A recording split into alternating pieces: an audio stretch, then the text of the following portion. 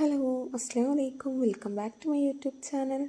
അപ്പം ഇന്ന് നമുക്ക് തമിഴ്നാടൻ സ്റ്റൈൽ ഇഡ്ഡലി കുഴമ്പ് എങ്ങനെയാണ് വയ്ക്കാമെന്ന് നോക്കാം കേട്ടോ.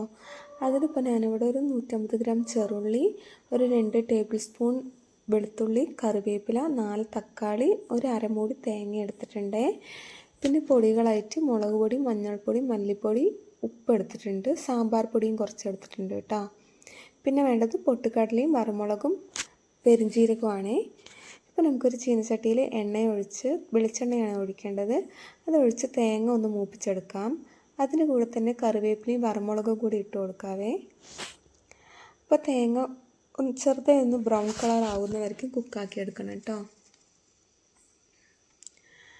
അപ്പോൾ തേങ്ങ കുക്കായതിന് ശേഷം നമുക്ക് പെരിഞ്ജീരകം ഇട്ട് കൊടുക്കാം. പെരിഞ്ജീരകം ഒന്ന് പൊട്ടുന്ന വരയ്ക്കും വെയിറ്റ് ചെയ്തിട്ട് നമുക്ക് വെളുത്തുള്ളി ഇട്ട് കൊടുക്കാവേ. വെളുത്തുള്ളി ഒന്ന് കുക്കാക്കണം കേട്ടോ. പിന്നെ ഈ സ്റ്റേജിൽ നമുക്ക് ചെറുള്ളി ഇട്ട് കൊടുക്കാം. ചെറുള്ളി ഒന്ന് ഒരു പിങ്കിഷ് കളർ ആകുന്നവരെയും ഒന്ന് കുക്ക് ചെയ്യാവേ. അപ്പോൾ വീഡിയോ ഇഷ്ടപ്പെട്ട ഒന്ന് ലൈക്ക് ചെയ്ത് ഷെയർ ചെയ്ത് സബ്സ്ക്രൈബ് ചെയ്യണേ. അപ്പോൾ ഉള്ളി നന്നായി കുക്കാക്കിയിട്ടുണ്ട് കേട്ടോ. പിന്നെ ഈ സ്റ്റേജിൽ നമുക്ക് പൊട്ടുകടല ഇട്ട് കൊടുക്കാം കേട്ടോ. പൊട്ടുകടല അതൊരു ബ്രൗൺ കളർ ആവുന്നവരെയും നന്നായി കുക്ക് ചെയ്യണേ.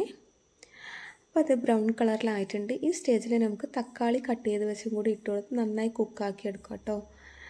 തക്കാളി ഒരുപാട് ഉടഞ്ഞില്ലെങ്കിലും അതിൻ്റെ ഒരു പച്ചമണം പോകുന്നവരെയും കുക്കാക്കണേ. ഇത് അടിപൊളി ടേസ്റ്റാണ് കേട്ടോ. എല്ലാവരും എന്തായാലും ഒന്ന് ട്രൈ ചെയ്ത് നോക്കണേ. അപ്പോൾ തക്കാളി നന്നായി കുക്കായിട്ടുണ്ട്. അപ്പോൾ നമുക്ക് പൊടികളെല്ലാം ഇട്ട് കൊടുക്കാം കേട്ടോ. മല്ലിപ്പൊടിയുടെ അളവ് കൂടരുതേ. മല്ലിപ്പൊടിയുടെ അളവ് ഒരുപാട് കൂടിയാൽ അതിൻ്റെ പച്ച സ്മെല്ലടിക്കും കേട്ടോ. അപ്പോൾ ഈ സ്റ്റേജിൽ മല്ലിയില ഉണ്ടെങ്കിൽ അതും കൂടി ഇട്ട് കൊടുക്കണം കേട്ടോ. ഇനി നമുക്കിത് ചൂടാറാനായിട്ട് വെക്കാവേ. ചൂടാറിക്കഴിഞ്ഞാൽ നമുക്കൊരു മിക്സിയുടെ ജാറിലിട്ട് നല്ലൊരു പേസ്റ്റ് പരുവത്തിൽ അരച്ചെടുക്കാം കേട്ടോ.